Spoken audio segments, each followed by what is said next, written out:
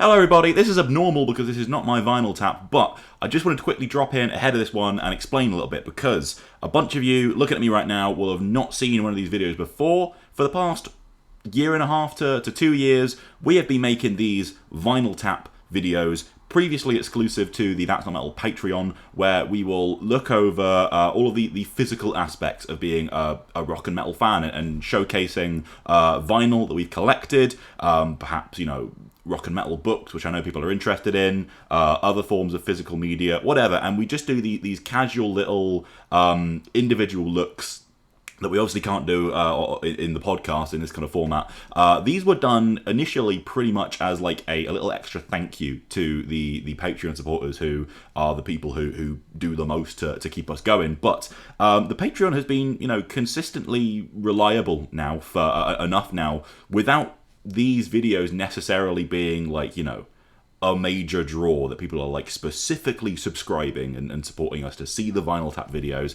Got the largest amount of engagement compared to the huge specials that we do or so on and whatever. And so we have decided, discuss this with the Patreon supporters as well, that now is the time to make these wide in terms of their access and let all of you guys who engage with our podcast in any form or subscribe to our YouTube to watch these if this is the kind of thing that you are interested in.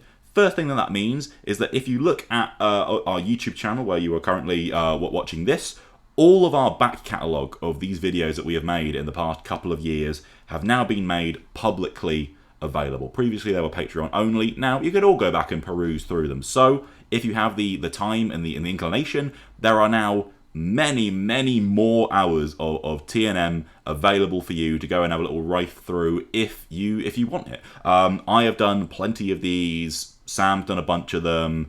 Alec did a few of them back when we first started them. And the other thing is that along with that, we will continue to make these semi-regularly, and just from now be putting them up for everybody. And so if this is your first time seeing these, I hope you like them, and that maybe through these you will get to hear about some more cool new music that you might not have come upon otherwise, that you're excited by. We talk about all sorts of stuff on these. It's just whatever we've picked up, and that sometimes might be stuff that we might not get the chance to bring up on the main podcast itself. So there's a different variety of stuff going on. I hope that sounds cool. I hope you enjoy this series. And that's enough from me now. It's over to Elliot.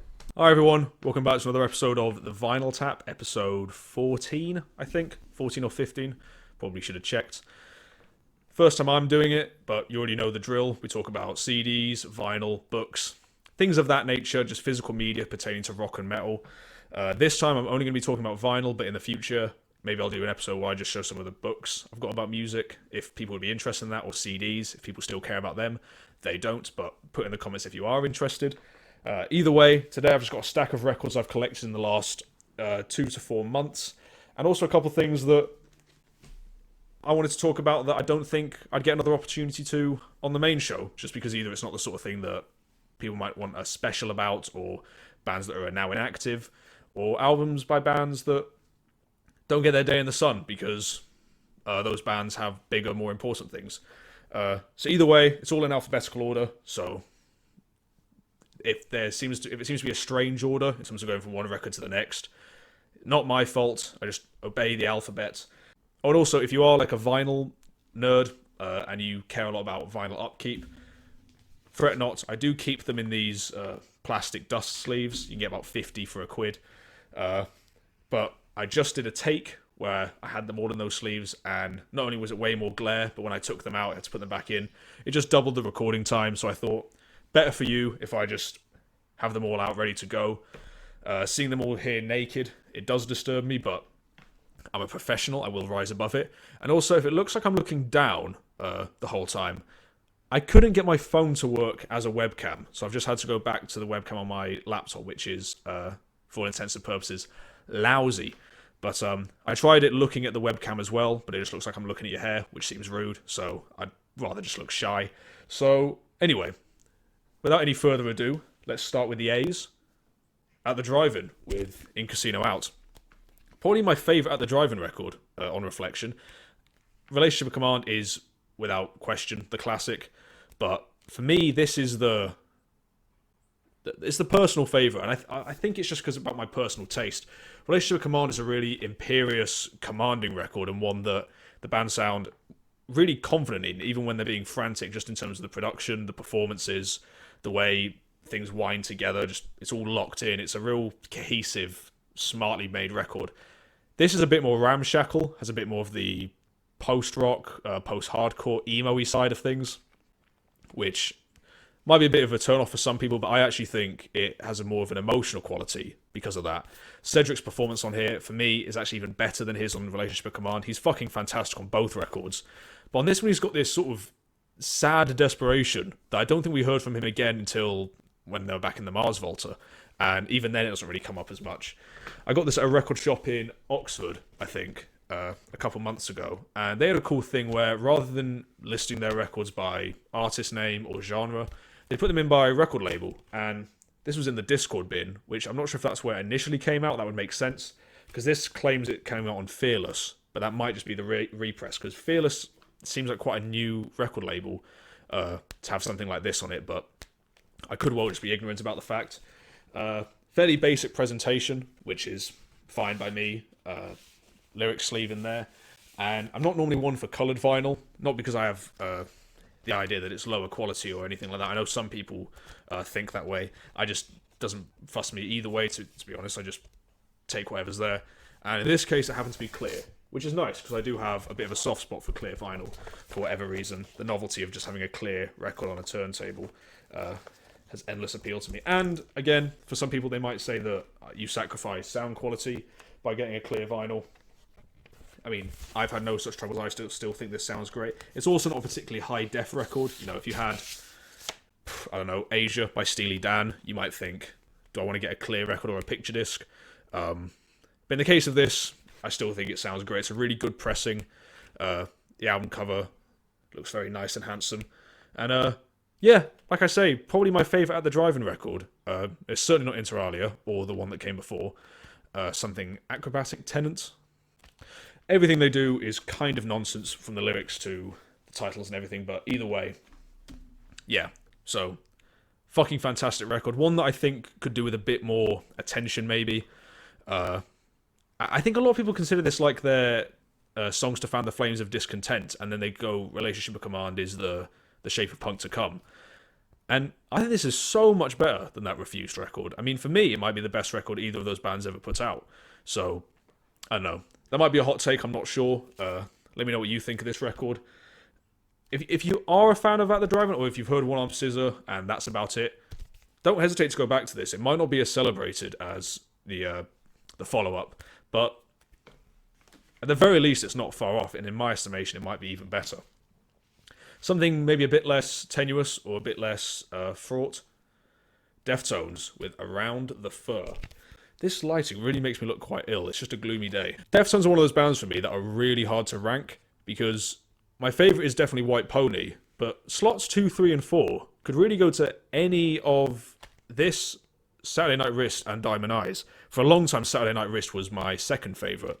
I have some funny takes about Deftones in terms of ranking them. Like, for me, the lowest down is Koi no Yokan, which for some people is one of their best records ever.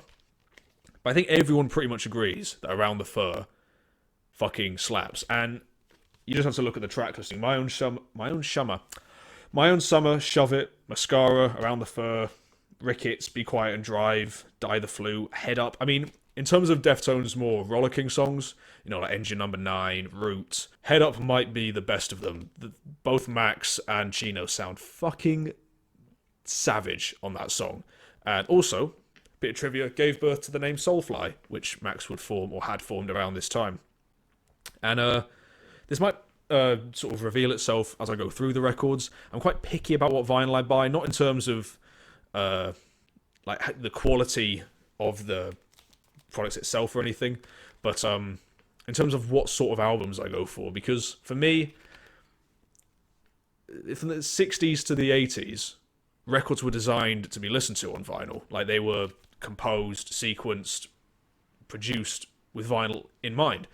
And I think there's a really whole interesting thing about, maybe that's why they were more classic albums back then. Maybe it's a more natural listening experience that we're more used to. suits our attention span more. But the sequencing for me is a big thing, because when you turn over to side B, they have to really recapture your attention. And if they don't do that, which they don't necessarily need to with CDs, they just sort of need to keep it ticking along, because there's not a natural pause when you're turning a CD over. Anyway, there's a whole lot of other interesting things about that, but it means that I don't buy a lot of records that came out in the late 90s, early 2000s, when vinyl was as dead as it could be.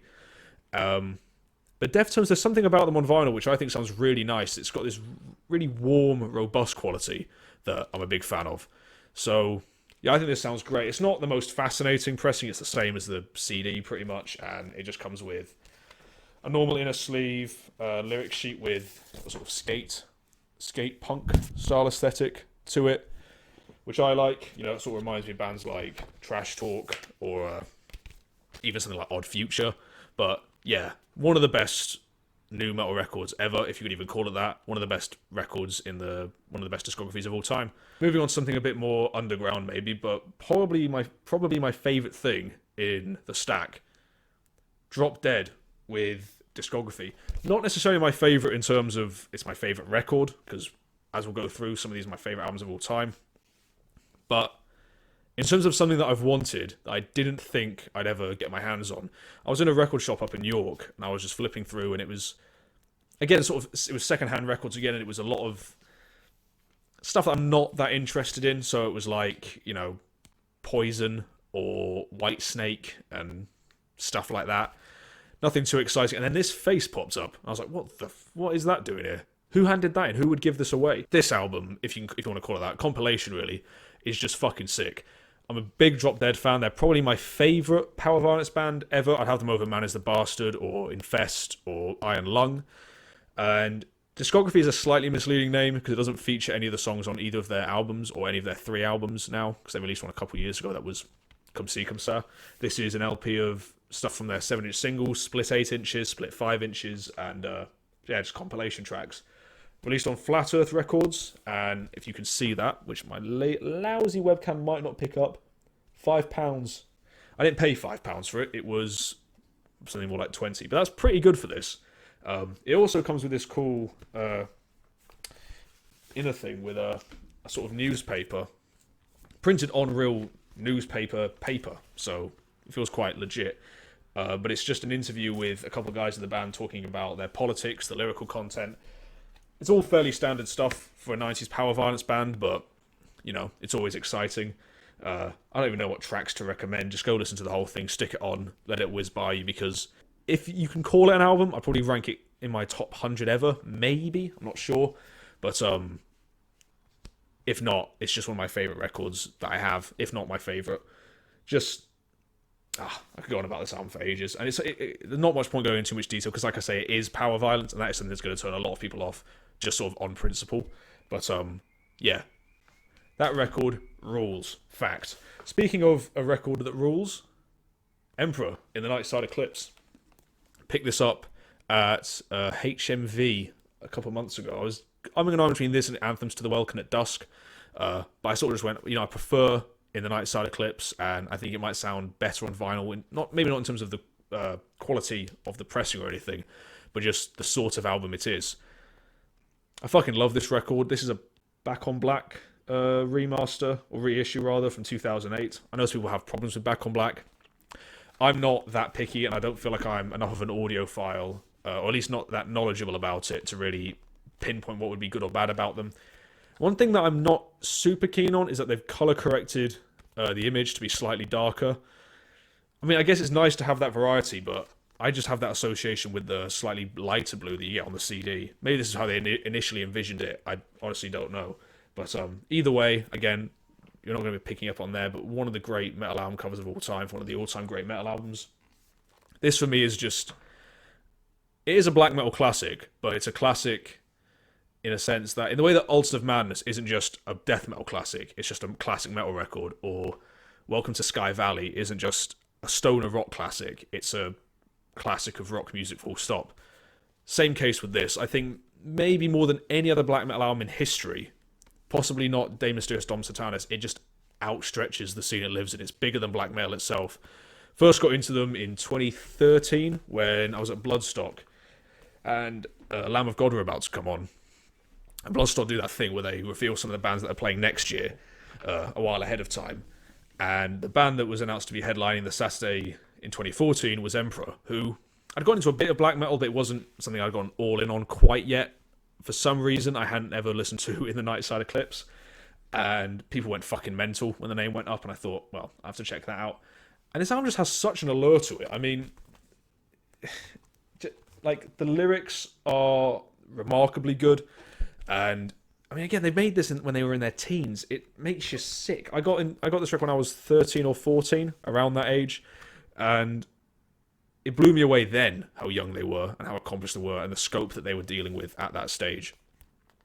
Nearly 10 years later, knowing that they were well on their way making Prometheus at around my age, it just makes you sick. And also, another good thing they've done here is they put the bonus tracks on side D, so you have to actively want to listen to them rather than just run onto it, which is something that I wish more bands and labels, pressing plants, whoever's in charge of that sort of thing would do. Just either stick it on another side or put a moment of silence or something between the last track on the album and the bonus tracks, because it's nice to have that differentiation. It's nice to mull over what you've just heard before you get the extra material. And they're all nuts, the people in the band, but what can you do? That's Norwegian black metal for you.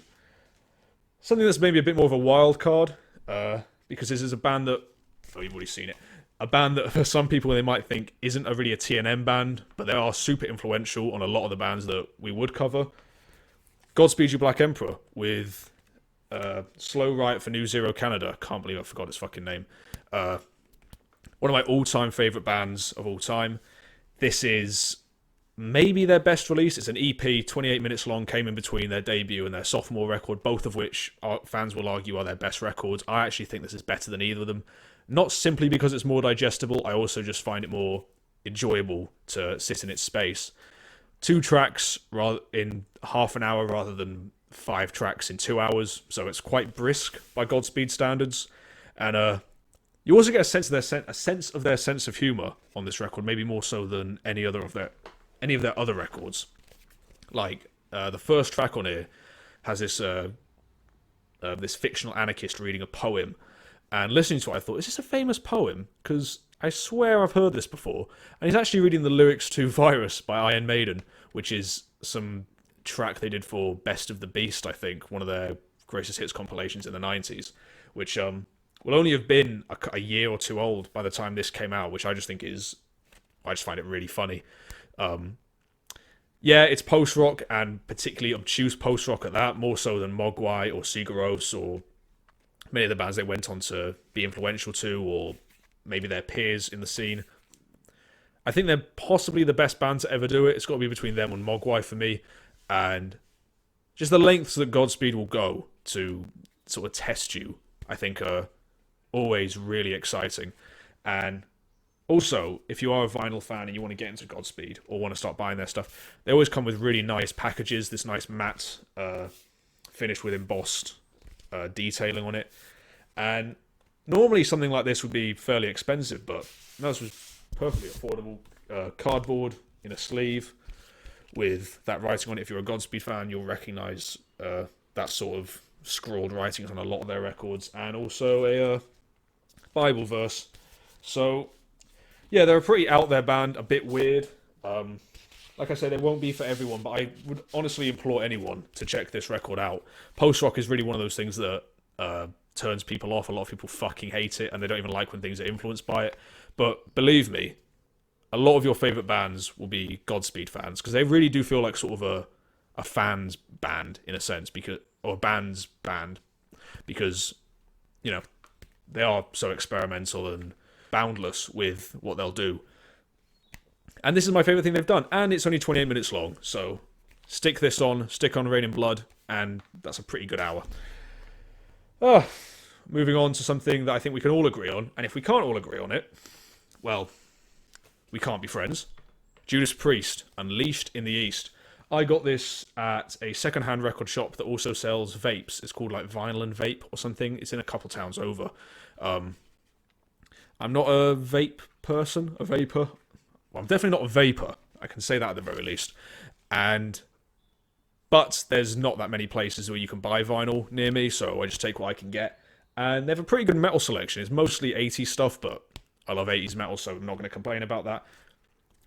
What's there to say about Unleashed in the East, or Unleashed in the Studio, if you know the history of this record, which doesn't feel like anyone really does, so it's a bit of an enigma in that sense. But yeah, Exciter, Running Wild, Sinner, Ripper, The Green Manalishi, Diamonds and Rust, Victim of Changes, Genocide, and Tyrant. I mean, the fact that this is their sort of classic live album, unquestionably their classic live album, and considered one of the great live albums of all time, and it came out before any of their now seen as classic records came out. Like, if you ask sort of the man on the street, or even most metal fans, what the classic Judas Priest era or albums are, they'll say British Steel, not Sad Wings of Destiny, that was out by now, Screaming for Vengeance, Defenders of the Faith, Painkiller, and the like. And this came out before any of those. This came out around the time of Killing Machine, which has Hellbent for Leather on it. But they didn't even play that here. Just mental. So really everything on here is Stained Class and before, which I love pretty much all that stuff. Not a big fan of Rock and Roller, but no one is. But it just goes to show that they had a sort of legendary catalogue before they even became legends on a global scale. And Judas Priest is just one of my all-time favourite bands, and this is just an absolute joy to listen to. The performances, whether or not they're in a studio or live, they sound absolutely brilliant. The band are on fire on this record. One thing that I hear a lot of people say about the early Priest records, particularly from people more maybe my age, is that they sound a bit sort of flat. Maybe in the 70s they will have sounded fiery and absurd, but by today's standards they're a bit sort of maybe a bit more ploddy, a bit more ponderous. That's not the case with this. This is actually a really cool document to give to someone who's maybe a bit younger or more familiar with British Steel onwards Priest, because they're sort of playing those early songs with the amount of fire that I think they warrant. And again, just fucking cool band photos. Rob Halford, an absolute icon. Yeah, again, like, this isn't in perfect condition, but it was like a $5 or something. I don't even remember how much I paid for it. Bit of ring wear, but the record sounds fine. And also, listening to these old records, sometimes a bit of hiss is kind of nice. You know, it feels a bit more authentic. It's like digging out an old document.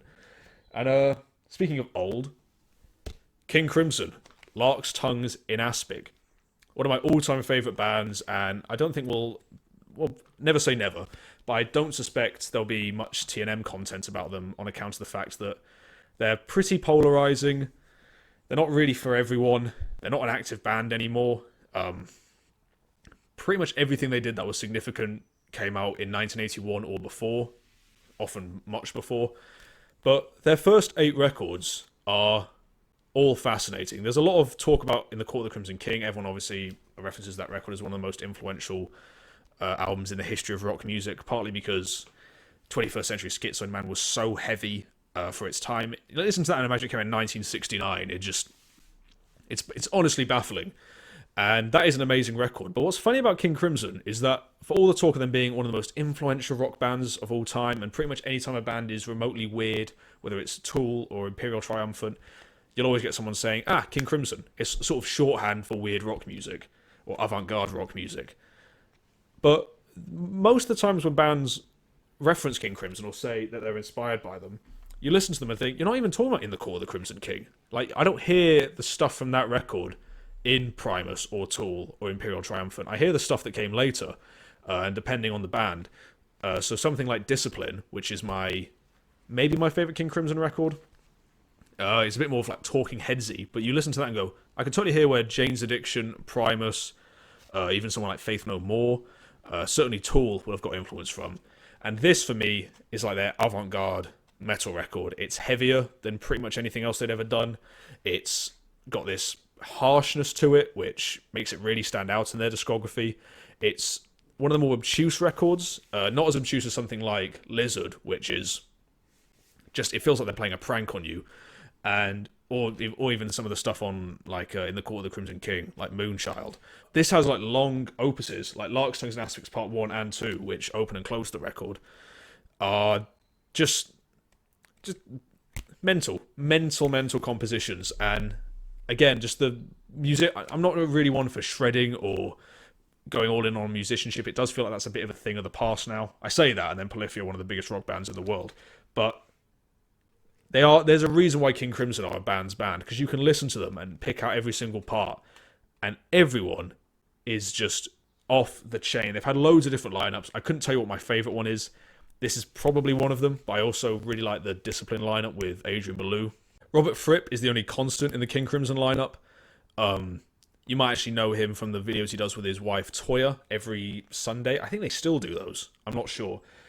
That's probably why King Crimson have retired, because he's doing very well with those things. But either way, not necessarily the place I'd recommend you start with King Crimson if you're getting into them. I'd probably start with Red or In the Court of the Crimson King. Both of those seem to be the more, like, the fan classics, mate. Well, not the fan classics, but like the classics in the broader sense. But this is just a remarkable record. And if you are a vinyl collector and you are interested in getting King Crimson records, don't hesitate, because all the remasters and all the reissues they've done sound exceptional, because they're on 200-gram vinyl, which you don't see very much.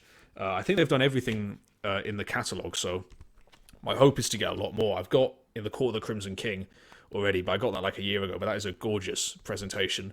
I might talk about that in the future if people want to hear more of me weighing on about King Crimson. We'll see. I've probably done quite enough of that already, so I'll just move on. But yeah, this record, I mean, tremendous album cover as well. Really just classy and nice. It's completely mental, but if it's the sort of thing, if that sounds like something you might like, you know, don't hesitate. It's only like 40 minutes long as well. This is the thing about these old prog bands is, in the 70s, you know, they have this reputation for going on and on and on, but their records was short by today's standards. In fact, even though it's just alphabetical order, a bit of serendipity. Rush with 2112. This is just, again, there's not that much to say about this record that hasn't already been said, but my God, is it good? Yeah, I got this from the same place I got the Judas Priest record I just showed, probably for a similar price as well. This is actually in pretty much perfect condition. I don't really have any complaints about the state of this record. I'm a huge Rush fan. They'd probably be in my top 10 bands of all time, maybe even top 5, I'm not sure. But this isn't my favourite Rush record. Certainly have Fail to Kings over it, probably Permanent Waves, maybe Hemispheres, which, it's funny, this and Moving Pictures are sort of seen as the classic Rush records, but for most Rush fans I know, Hemispheres seems to be the new favourite. I don't know what has spurred that on, because it's definitely one of the weirder ones. Maybe it's the whole thing of like, you want to keep on the treadmill, you don't want to be saying your favourite is Moving Pictures if you're a massive Rush fan, because Rush fans, as we all know, are a bit odd, myself included. Anyway, but this record is just marvellous. Side 1, track 1, 2112, it's the whole side. 20 minutes of just magic. It's the sort of thing that it shows what a great band Rush are, because so many bands have tried a similar trick, and it always comes across so corny and embarrassing and annoying and grating. I mean, they did it in 20 minutes, and that Dream Theater double album that came out in 2016, The Astonishing, that 2-hour thing, basically tells an identical story in a way that's cheesy and cloying and annoying and not entertaining and not charming in any way whatsoever. And I mean, it kind of, again, it really shows the magic of Rush and the leap they made on this record, because if you know anything about your Rush history, this follows up Caress of Steel, which was nearly career suicide for the band. I think this was like sort of last chance saloon with the record label, because if you've not heard that album, it's nutty even by Rush standards. The last 2 tracks are both 10-minute plus, and I think The Necromancer, if it's the one I'm thinking of, is literally about the guys in Rush, as in Neil, Geddy, and Alex, going into Middle-earth. And then the second one is a 90-minute thing about the Fountain of Lamneth. And, yeah, I love this record. And side 2, I mean, it's often overlooked because the real achievement is side 1. But side 2 of A Passage to Bangkok, Twilight Zone, Lessons, Tears, and Something for Nothing. All of those songs are excellent as well. There are things about this album that are maybe slightly dated, like Neil Peart's Ayn Rand politics does seep into a fair bit of this record, particularly on Something for Nothing. And he would go more into that later and previously. But nevertheless, this is just a really fun, exciting prog rock record from the mid-70s. You know, 50 years on, again, this was Last Chance Saloon, and they went all in. They bet on themselves. And I was going to say, here they are. They're not here. But up until around 10 years ago, Rush was still packing arenas, releasing critically acclaimed records. It's been a bumpy road, but they, for me, have one of the all-time great careers in the history of rock music. And also, this record, worth buying alone for the for the band photos, which the band themselves have sort of openly expressed slight embarrassment. I don't think there's anything to be embarrassed about, particularly you, Alex, with your sort of strawberry picking hat.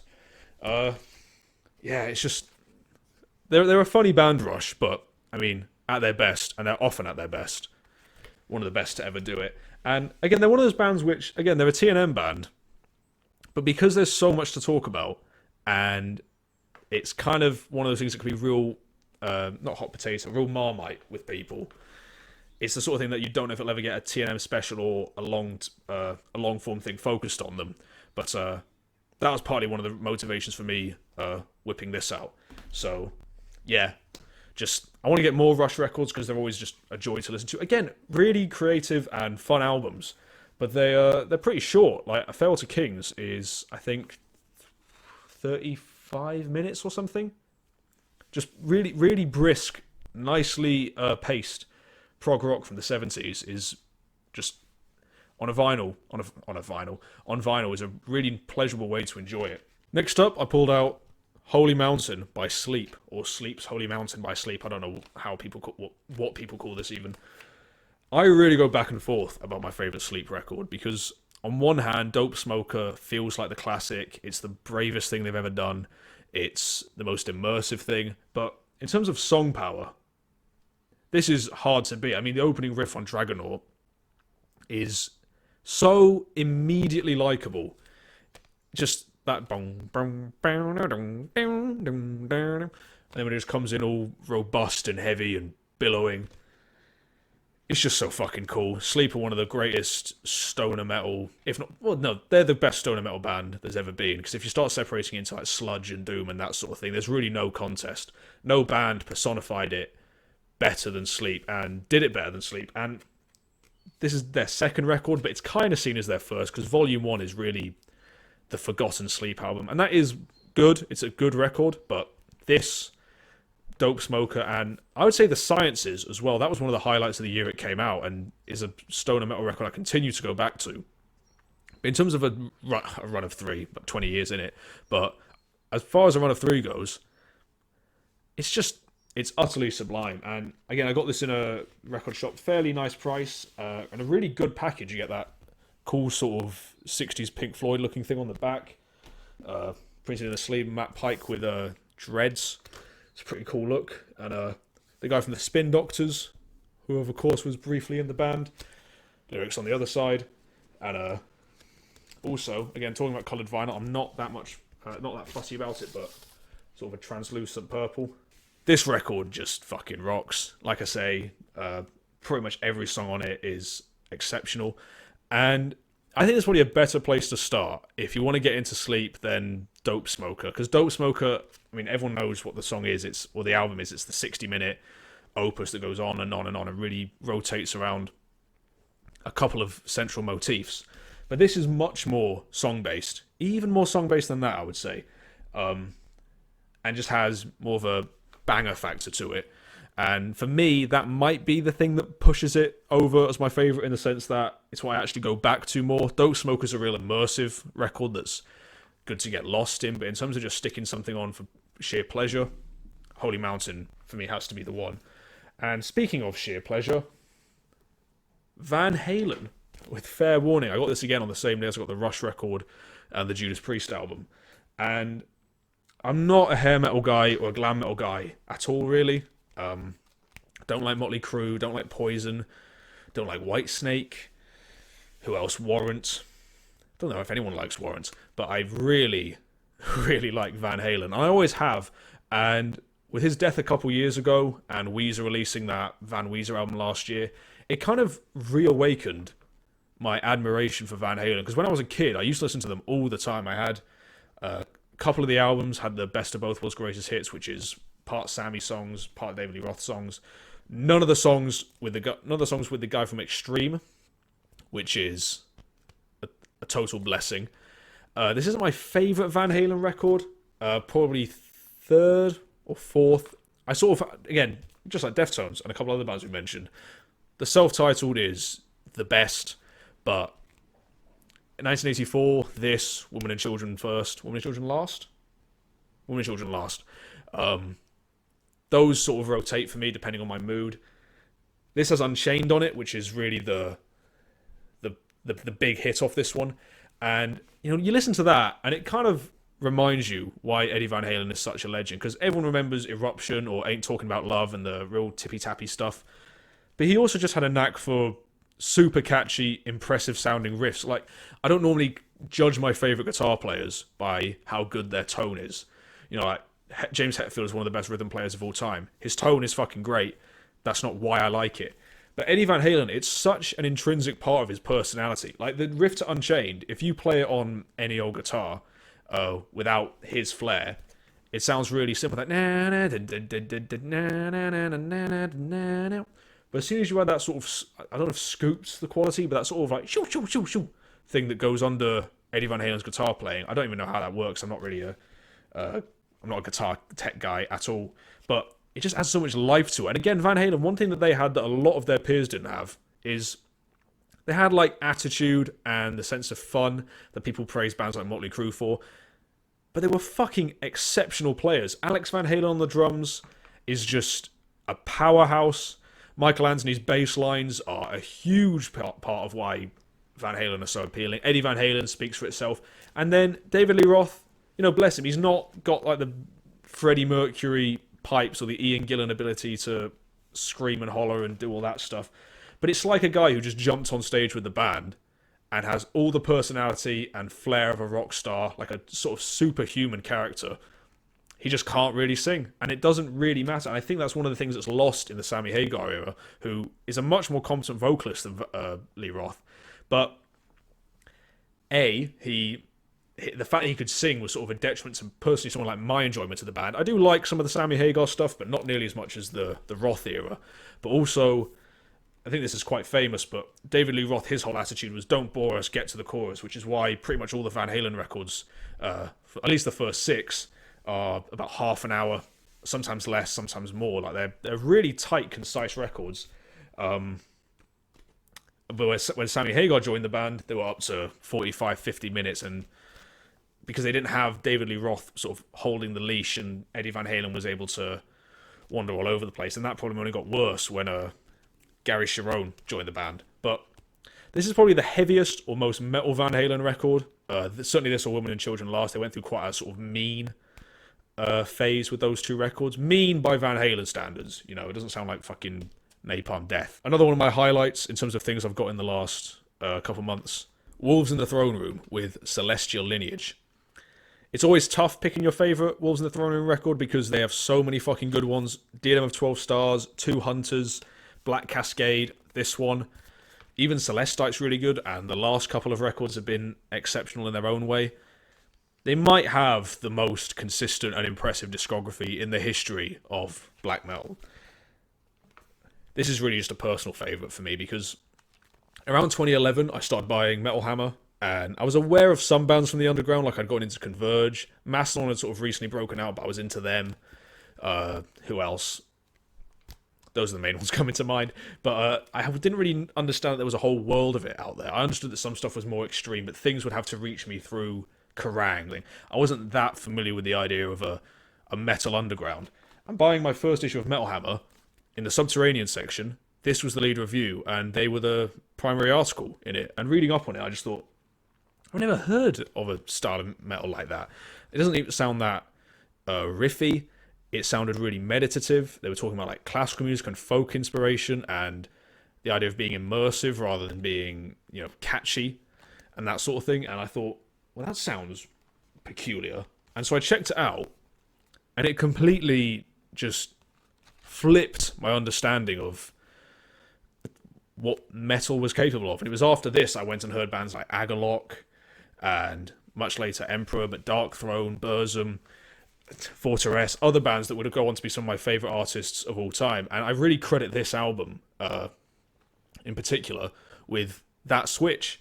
And to me, still, it's one of the greatest metal records ever made. I know Two Hunters is probably the sort of established favourite, and that is, another 10 out of 10. But for me, this just has this, not just a special place in my heart, but it also has a magic that I don't think they've got on any of their other records. I mean, the way it opens with that song with the Latin title that I'll never, ever remember is utterly hypnotizing. It doesn't feel like a band in a studio or a band playing in a room. It sounds like something's been unearthed from the ground. And I think that's why it's got such a unique appeal and why people go all in on it and why certain people will say it's their favourite genre of music, full stop. Possibly even myself. And this album has that, but it doesn't sound grungy, dirty, or primitive. It sounds classy and erudite and expansive. I think Wolves on the Throne even said that they wanted to capture the feeling of the Pacific Northwest in a metal record. And there's bands which do a similar thing, maybe a bit more explicitly. So someone like Panopticon, they have like banjos, mandolins, and the like, which capture that sort of deep South Americana flavor. And they don't really do anything that explicit or that obvious with it. And I do love that stuff. But what Wolves in the Throne Room do, which is maybe even more impressive, is they just do it through the songwriting and the sort of arrangements that they work out, where you really feel like you're in some northern, cold, fog-blanketed woods. I fucking love this record. If you've not gotten into Wolves on the Throne Room, I think this is a really good place to start. I'd probably start with this or Thrice Woven, which isn't really one of the classic Wolves on the Throne Room records. It's probably my 5th favourite, but it's more immediate than any of their other records, I think. But for me, this is really the best of both worlds because it's got really memorable songs, like Astral Blood and that sort of thing, Woodland Cathedral, just things that you'll always remember. But it's also got the sort of transportive, meditative, transcendental quality that they have on something like Diadem of 12 Stars, which would probably actually be my 2nd favourite now that I'm thinking about it. Anyway, I'm rambling on and on and on. One of the greatest black metal bands of all time, maybe the greatest, and their finest hour. I've barely even talked about the presentation on this thing. I've just talked about the album. It came out on Southern Lord. It's really nice, sort of a slightly glossy but not too glossy finish. The image looks great. Just, yeah, I could go on and on and on, but I'll spare you. So those are the records I talked about today. Quite a lot of variety in that selection, if I do say so myself. Thank you very much for watching. I hope to do another one of these in a few months when the cycle comes around again. And yeah, ta-ta.